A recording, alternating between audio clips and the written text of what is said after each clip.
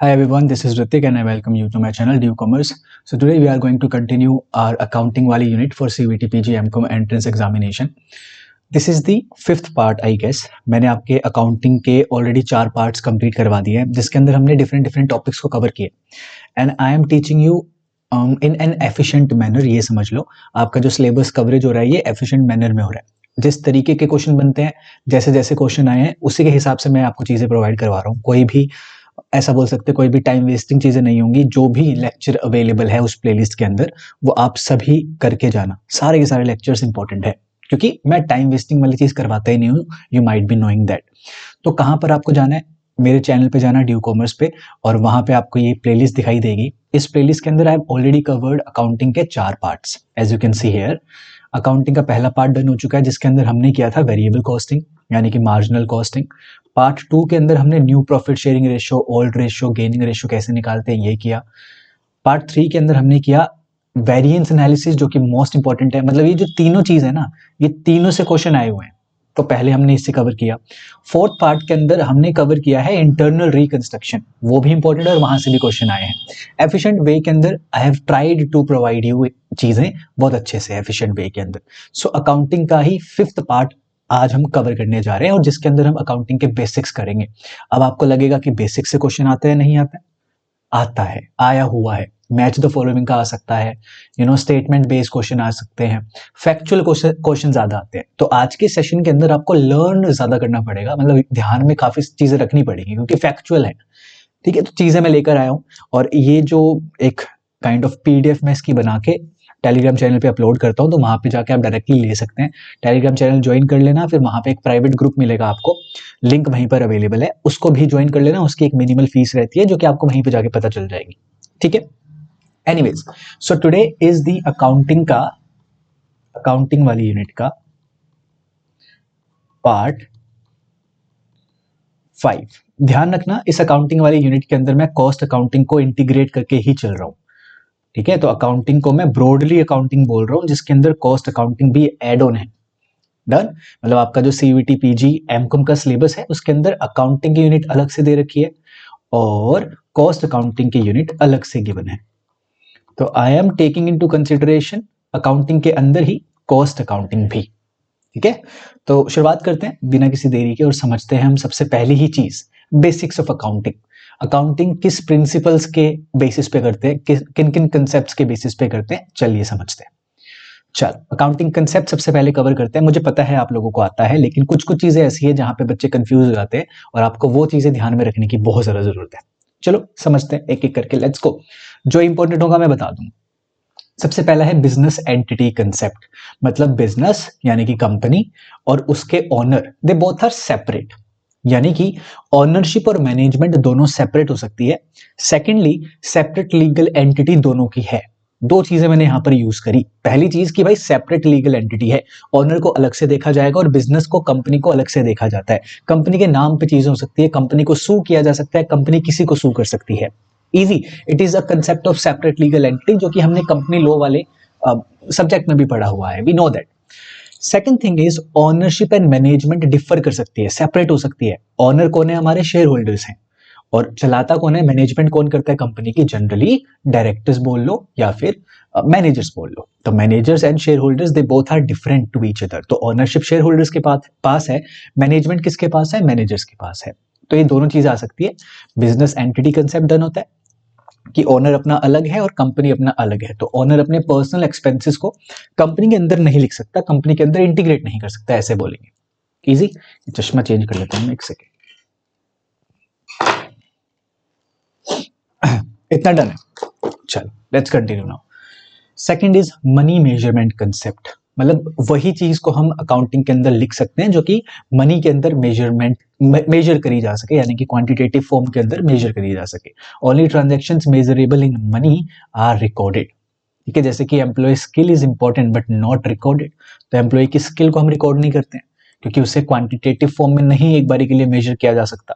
हालांकि कुछ ना कुछ तरकीबें लगा के we can measure it, but generally accounting वाले वे के अंदर we can not measure it, तो we will not record it.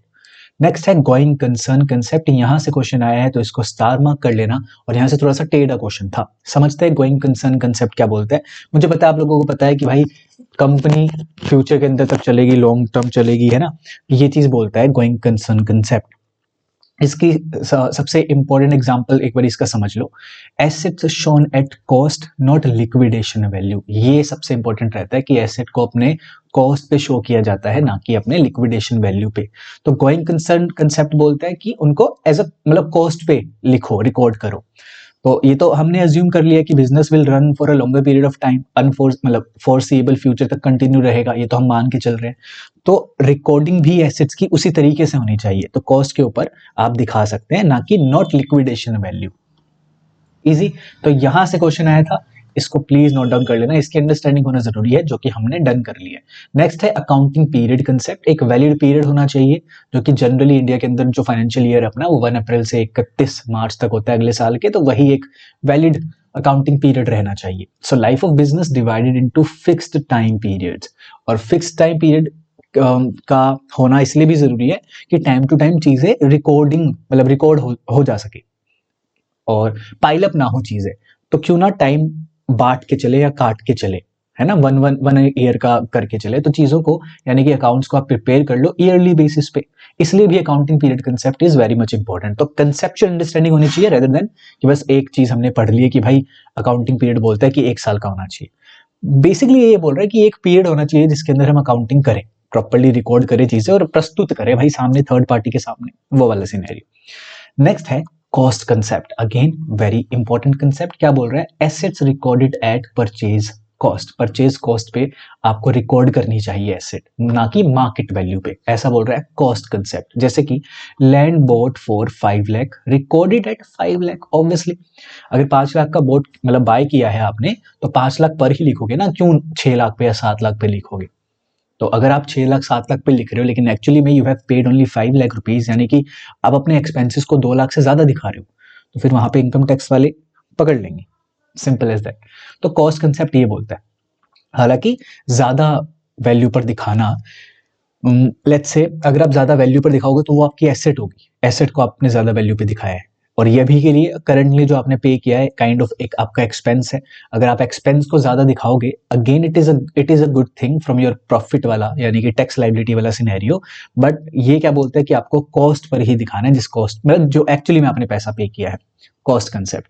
Next है डुअल एस्पेक्ट कंसेप्ट, यानी कि डबल एंट्री सिस्टम वाला, यानी कि कोई भी ट्रांजैक्शन होगी उसका 2 इंपैक्ट पड़ेगा, एवरी ट्रांजैक्शन हैज 2 इफेक्ट्स। जैसे कि हमने परचेज किए गुड्स को, तो गुड्स हमारे बैलेंस शीट के अंदर ज्यादा दिखाई देंगे अब, और कैश वहां से कम हो जाएगा, तो there is a dual aspect वाला लेट्स से इफेक्ट, ऐसा बोल सकते हैं। तो डबल एंट्री सिस्टम वाला भी सिस्टम होता है ना, कि एवरी डेबिट का एवरी क्रेडिट होता है, वही वाला सिस्टम है। Realisation, again very important concept है, रियलाइजेशन, रियलाइज करते हैं कुछ चीजों को, तो देखो क्या है ये, revenue recorded when earn not when cash received. जैसे ही जब कोई चीज रियलाइज हो जाती है, इवन दो वो अभी तक मिली नहीं है, रिसीव नहीं हुई हो, तो हम उसे तभी की तभी लिख लेंगे। तो ये काइंड ऑफ वही है, अक्रूवल काइंड ऑफ चीज है, इससे ये मिलता जुलता है, ठीक है। एक्रू और रिसीव, इन दोनों के अंदर फर्क होता है। तो रियलाइजेशन भी यही बोलता है कि अगर रिवेन्यू मतलब जनरली जो रियलाइजेशन है वो रिवेन्यू को थोड़ा सा ज्यादा गौर देता है, तो रिवेन्यू रिकॉर्ड कब कर लेंगे, जैसे ही वो अर्न हो जाए, ठीक है। जैसे फॉर एग्जांपल सैलरी के टाइम अब आ गया, एग्जांपल दे रहा हूं मैं, या फिर लेट्स से हमने कोई चीज क्रेडिट पे बेची, तो हमने अर्न कर लिया ना तभी की तभी, ऑल्दो हमने रिसीव नहीं किया पैसा, तो हम उस चीज को अभी दिखाएंगे, इसी साल में दिखाएंगे। अगर हमें क्रेडिट पे भी बेचा है तो revenue recognised is in the this year, तो उसी के अंदर दिखा देंगे। तो ऐसा है realisation concept. Credit sale recorded on delivery of goods, हाँ तो वही सेम वाली बात। नेक्स्ट आता है मैचिंग कंसेप्ट, यानी कि मैच करने चाहिए हर एक एक्सपेंस का, जो हमने खर्चा किया है उससे, खर्चा क्यों कर रहे हैं कि हमारे पास रिवेन्यू आ जाए, कहने का ये मतलब है। तो हर एक एक्सपेंस का हम रिवेन्यू के साथ मैच करेंगे, ठीक है। तो वही सिनेरियो यहाँ पे बोला है, expenses matched with related revenues, ठीक है। जैसे कि अभी हमने गुड्स को परचेज करके एक एक्सपेंस किया था, तो कैश कम हुआ था, गुड्स ज्यादा हुए थे, अब इस गुड्स को बेच के हम रिवेन्यू कमाएंगे, तो इन दोनों को आपस में रिलेट करना है। तो मैचिंग कंसेप्ट ये होता है।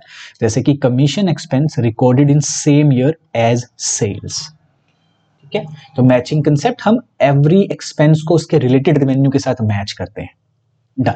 नेक्स्ट है, अगेन इंपॉर्टेंट है, एक्रूवल कंसेप्ट। इनकम या फिर एक्सपेंसेस दोनों यहाँ पे चीजें हैं, लेकिन जो रियलाइजेशन है वो ज्यादातर रेवेन्यू पे फोकस्ड था। सो एक्रूवल कंसेप्ट बोल रहा है इनकम और एक्सपेंसेस रिकॉर्डेड व्हेन दे अकर। वही वाली बात है जो हमने रियलाइजेशन में पढ़ी थी, लेकिन एक्रूवल में थोड़ा सा ब्रॉडर कंसेप्ट आ जाता है, एक्सपेंसेस और इनकम दोनों को लेकर चलते हैं। For example, salary outstanding is recorded even if unpaid. हमारी करंट लाइबिलिटी बन जाती है सैलरी आउटस्टैंडिंग, मतलब हमने पे करनी है तो वो हमारी करंट लाइबिलिटी है, उसी ईयर के अंदर हम दिखाते हैं, although it is not paid yet but still it is our liability, है ना। एक्रूवल कंसेप्ट, ये सारे कंसेप्ट थे। Again most important from your exam point of view, match the following का आ सकता है, स्टेटमेंट बेस्ड आ सकता है, असर्शन रीजनिंग आ सकता है। तीनों तरीके के क्वेश्चन यहाँ से डन हो जाते हैं अगर आपको ये आते हैं तो। फिर आते हैं कुछ प्रिंसिपल्स, अकाउंटिंग प्रिंसिपल्स करते हैं, समझते हैं, बहुत ईजी है ये भी। कुछ कुछ तो सेम मिलेंगे, कुछ कुछ डिफरेंट होंगे। चलो let's go, let's do it. इतना डन है, लिखते जाना नोट्स, मतलब अपने नोट्स बनाते जाना, बाकी इट्स योर चॉइस, जैसे भी आप पढ़ते हो वैसे पढ़ते जाओ। इसके बाद करेंगे IFRS, sorry Indian accounting standard and accounting standard, उसके बारे में पढ़ेंगे, फिर चैप्टर को डन करेंगे अपन।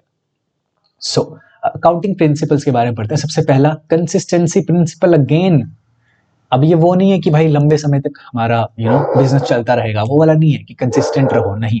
Consistency principle is saying that जो भी आप प्रिंसिपल्स को फॉलो कर रहे हो, जो भी आप मेथड्स को फॉलो कर रहे हो, वो ईयर टू ईयर वही फॉलो करो, क्योंकि आप अगर हर एक साल में अलग अलग चीजें फॉलो करेंगे तो it will become difficult to compare each year with every year, समझ रहे हो। तो कंसिस्टेंसी प्रिंसिपल क्या बोल रहा है, same accounting methods used year after year, ठीक है, डन। सेकंड है फुल डिस्क्लोजर प्रिंसिपल। सभी चीजें दिखाओ, जो भी आपके फैक्ट्स हैं, चीजें हैं, सभी दिखाओ, ताकि थर्ड पार्टीज उसका इस्तेमाल करके आपकी कंपनी के अंदर इन्वेस्ट कर सकें। तो all important information must be disclose. तो फुल डिस्क्लोजर प्रिंसिपल बोलता है कि सारी इंपॉर्टेंट इंफॉर्मेशन डिस्क्लोज करनी चाहिए, जिससे थर्ड पार्टी को इंपैक्ट होता है। For example, contingent liabilities shown in notes. तो कंटिजेंट लाइबिलिटी हम बैलेंस शीट में नहीं दिखाते, जनरली वो नोट्स के अंदर दिखाई जाती है, तो उसे भी शो करें अच्छे से। Next is materiality principle. Materiality, only material concept दिखाओ, मतलब मटेरियल इंफॉर्मेशन दिखाओ, मतलब जो बहुत ही ज्यादा इंपॉर्टेंट है वही दिखाओ, यानी कि only significant items need separate disclosure.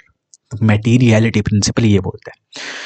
Calculator expense may be expensed directly, क्योंकि वो कैलकुलेटर है, इतना ज्यादा इंपॉर्टेंट नहीं है हमारे लिए कैलकुलेटर का एक्सपेंस, तो इसको डिस्क्लोज करना is not that much important, ऐसा मटेरियलिटी प्रिंसिपल बोल रहा। नेक्स्ट इज प्रूडेंस या फिर conservatism principle. Again most important है, स्टार लगा लेना इसको। कंजर्वेटिज्म प्रिंसिपल क्या बोलता है कि अपने कदम फूक फूक कर रखो। मतलब क्या है कि जो भी एक्सपेंसेस आने वाले हैं, लॉसेस आने वाले हैं, उनको एंटिसिपेट करो, उन्हें देखो। इनकम रेवेन्यू आते रहेंगे, गेन आता रहेगा, अपने को कोई लेना देना नहीं है, लेकिन ज्यादा फोकस रखो अपने नेगेटिव चीजों पर, एक्सपेंसेस पर, लॉसेस पर। उनके लिए प्रोविजंस बनाओ। तो हम क्या करते हैं, प्रोविजंस बना लेते हैं, जैसे कि डेटर हमारे हो गए जिनसे पैसा हमारे पास आना है, लेकिन उसमें से चांसेस ऐसे हैं कि बैड डेट्स हो सकते हैं, तो we will create some provision related to that, है ना। तो प्रोविजन बनता है किसी नॉन लाइबिलिटी के लिए, अननोन लाइबिलिटी नहीं है, it is a non liability, और उसी के लिए हम एक पैसा जुटाकर साइड में रख रहे हैं। जैसे कि provision for doubtful debt. Provision क्या होता है, इस पर भी क्वेश्चन आया था, तभी बता रहा हूं। तो प्रोविजन बनता है नॉन लाइबिलिटी के लिए, जो पता होती है लाइबिलिटी उसके लिए बनता है, बट अमाउंट अनसर्टेन होता है, ठीक है। Amount is uncertain but we know the liability कि बैड डेट्स हो सकते हैं, तो प्रोविजन फॉर बैड डेट्स बना दिया जाएगा। प्रूडेंस कंसेप्ट या फिर कंजर्वेटिज्म प्रिंसिपल। नेक्स्ट है ऑब्जेक्टिविटी प्रिंसिपल। क्या बोलता है ये, records should be based on verifiable evidence. मतलब वही है वाउचिंग वगैरह, मतलब जो भी चीजें आपने करी है, जो भी ट्रांजैक्शन किया है, उसका कोई प्रॉपर आपके पास रिकॉर्ड होना चाहिए। तो रिकॉर्डिंग परचेज यूजिंग इनवॉइस, इनका यूज करके आप करो। और एक ऑर्डर भी आपको अकाउंटिंग का पता होना चाहिए कि पहले ट्रांजैक्शन होती है, उसके वाउचिंग होता है, वाउचिंग से फिर अपन जर्नल के अंदर उतारते हैं, है ना, बुक्स के अंदर आता है, जर्नल से लेजर बनाया जाता है, लेजर से ट्रायल बैलेंस, देन आपका बैलेंस शीट वगैरह, P&L एंड बैलेंस शीट वगैरह बनाया जाता है। ऐसे करके आपको एक पता होना चाहिए ऑर्डर भी, क्योंकि इस ऑर्डर से भी वो पूछा जाता है MCQ। डन। नेक्स्ट है, सिक्स्थ है सब्सटेंस ओवर फॉर्म। एक काइंड ऑफ अ प्रिंसिपल ही है। क्या बोलता है, substance over form, record transactions based on economic reality. Economic reality यानी कि substance over form. Finance lease example है, finance lease treated as asset purchase. तो हम इकोनॉमिक रियलिटी से उस चीज को देखेंगे और उसी तरीके से रिकॉर्डिंग करेंगे, ऐसा बोल रहा है सब्सटेंस ओवर फॉर्म। वही है, थ्योरेटिकल वाला सिनेरियो अलग होता है, प्रैक्टिकलिटी वाला सिनेरियो अलग होता है। जैसे अपने इस कल्चर में भी अपन जो मतलब पढ़ते हैं, लेट्स से बीकॉम एमकॉम में पढ़ते हैं, लेकिन प्रैक्टिकलिटी के अंदर बिल्कुल ही अलग सिनेरियो होता है वो वाला। तो प्रैक्टिकलिटी को लेकर चलो, ऐसा बोल रहे हैं substance over form. Next and the last is comparability principle. Financial statement should allow comparison, होनी चाहिए, मतलब कंपैरिजन चाहे वो हो जाए बिटवीन द फॉर्म्स या फिर हो जाए ईयर टू ईयर खुद के साथ ही कंपैरिजन। तो uniform reporting standards across years, और ये इसी के साथ रिलेट कर रहा है, किसके साथ, कंसिस्टेंसी के साथ रिलेट कर रहा है। डन, ये आपके थे अकाउंटिंग प्रिंसिपल्स, अकाउंटिंग कंसेप्ट्स भी हमने डन किए। एक टॉपिक होता है हमारे यहाँ पे डन, ईजी था मैं मानता हूं, लेकिन कुछ कुछ चीजें जो इंपॉर्टेंट थी जहां पे स्टार मार्क करना था वो मैंने करवा दिया। डन। अब करते हैं accounting standard. Accounting standard although आपको ही लर्न करने हैं, इसमें मेरा कुछ नहीं है, तो मैं चीजें यहाँ पे लेकर आया हूँ, इसको आपको नोट डाउन कर लेना है। जो जो इंपॉर्टेंट होंगे उसको अगेन मैं स्टार मार्क करवा देता हूँ। हमारे पास एएस है कितने, 29, ऑलमोस्ट अराउंड 29 है, जिसके अंदर से कुछ बहुत ही ज़्यादा इंपॉर्टेंट है जो कि आपको मैच द फॉलोइंग के नज़रिए से याद रखने हैं, ठीक है। उसके बाद है आपके पास इंडियन अकाउंटिंग स्टैंडर्ड। ये तो मतलब मोस्ट इंपॉर्टेंट है आपके इंडियन अकाउंटिंग स्टैंडर्ड, ये वाले मोस्ट इंपॉर्टेंट है, यहाँ से क्वेश्चन आने की पूरे पूरे चांसेस हैं मैच द फॉलोइंग के अंदर। तो कौन कौन से इंपॉर्टेंट हो गए सारे बताऊंगा, लेकिन प्लीज सारे नोट कर लेना, बिकॉज लर्न तो आपको करने ही पड़ेंगे अगर 4 मार्क्स चाहिए, क्योंकि यहाँ से ना ऐसा क्वेश्चन बनता है जो कि ऐसा है कि भाई आएगा ही आएगा, मतलब पूरे पूरे चांसेस रहते हैं, तो करना जरूर है, याद करके जाना, क्यों ही छोड़ने हैं भाई। अगर मैच द फॉलोइंग के आपको 2 भी आ जाते हैं ऑप्शन, तो पूरा मैच द फॉलोइंग डन हो जाता है, तो चांसेस हाई रहते हैं मैच द फॉलोइंग सही होने के। Getting my point. आ जाओ पहले एएस की बात करते हैं। पहले ये समझते हैं कि दोनों में डिफरेंस क्या है भाई, एएस है और फिर इंडियन अकाउंटिंग एएस है, क्या होता है, चलो बात करते हैं। कहाँ गया भाई, गायब हो गया, ये रहा, नहीं है, गायब हो गया। चलो मैं वैसे डिफरेंस लेकर आया था यहाँ पे, लेकिन अभी वो गायब है, चलो कोई ना, अभी डिफरेंस करते हैं, इसको मैं हटा देता हूँ पहले तो। अब देखो इन दोनों में डिफरेंस क्या है, ये इशूड है बाय दी, मतलब कौन बनाता है, बाय ICAI, है ना, जो आपकी चार्टर्ड अकाउंटेंट ऑफ इंडिया वाला वो सिनेरियो है वो बनाता है, और इसको ministry of corporate affairs by the recommendation of ICAI, ठीक है। प्रिपेयर कौन कर रहा है आप देख सकते हो। जो इंडियन अकाउंटिंग स्टैंडर्ड है, it is they are more let's say dynamic, plus AS को इजी बोल देंगे, इसको थोड़े से कॉम्प्लेक्स बोल देंगे, कॉम्प्लेक्स रहते हैं ये ग्लोबल स्टैंडर्ड्स को मीट करते हैं, ग्लोबल स्टैंडर्ड्स को मीट करते हैं, ठीक है, मोर कॉम्प्लेक्स है, और फेयर व्यू भी बताते हैं, फेयर वैल्यू व्यू देते हैं, फेयर वैल्यू व्यू देते हैं एज कंपेयर टू ओल्ड वाले। जो ये एएस है ये ICAI बनाता है, प्रोवाइड करवाता है, और ये थोड़ा सा ओल्ड पर्सपेक्टिव है, ट्रेडिशनल है, स्टैंडर्ड फॉर्म है, ठीक है। अब ये बदल के ऐसे हो चुके हैं, मतलब बदले नहीं है, काइंड ऑफ अब ये वाले फॉलो होते हैं, और ये वाले फॉलो होते हैं लार्ज लिस्टेड कंपनीज के लिए, जनरली बड़ी बड़ी कंपनीज के लिए इन्हें फॉलो किया जाता है, और ये वाले जो होते हैं हमारे पास, इन्हें स्मॉल एंड मीडियम एंटरप्राइज के लिए जनरली फॉलो किया जाता है, ठीक है। और भी बहुत सारे डिफरेंस थे, लेकिन अभी के लिए आपको सिर्फ यही जानने की जरूरत है।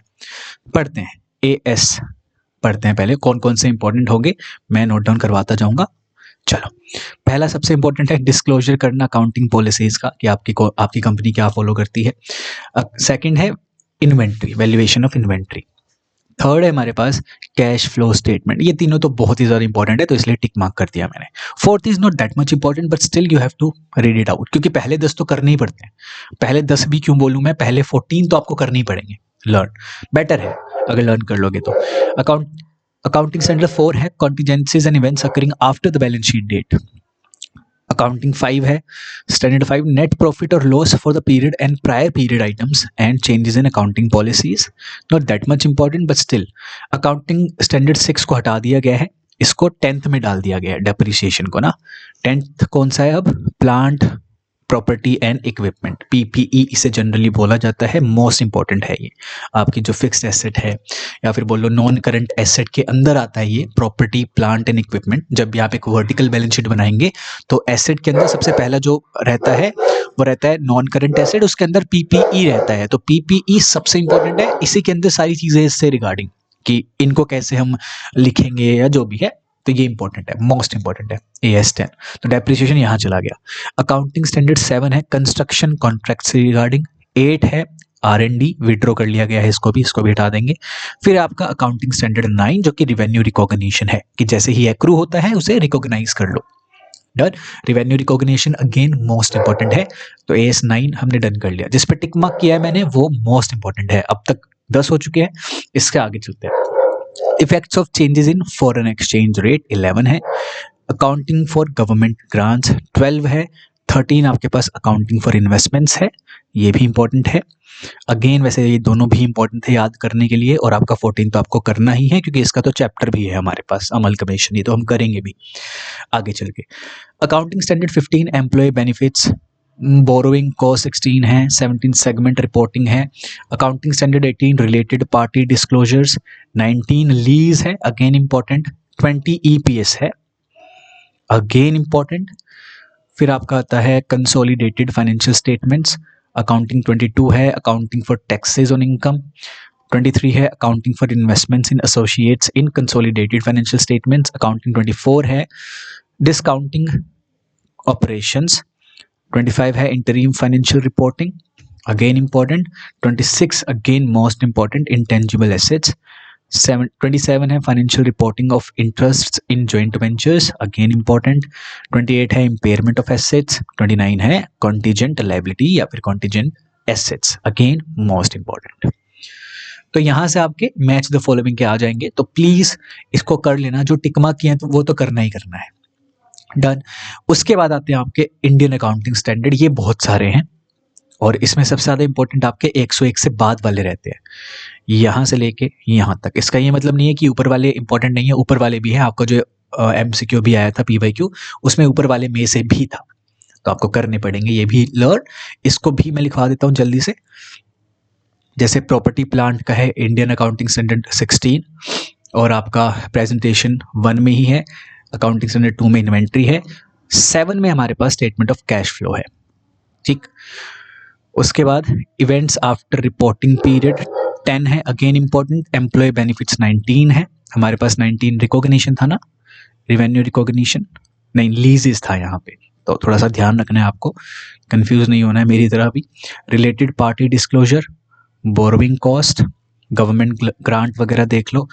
इम्पैक्ट मतलब आपको इनको कंपेयर भी करना पड़ सकता है कि भाई कौन सा कहाँ पर था। इंडियन अकाउंटिंग स्टैंडर्ड में ये इतने पर है और इसमें नॉर्मल वाले में ये 12 पर है, ऐसे करके। तो ये भी आपको लर्न कर लेना है। EPS आपका 33 में है, ध्यान रखना है। उसके बाद 37 में आपके प्रोविजन और कॉन्टीजेंट लायबिलिटी वगैरह है।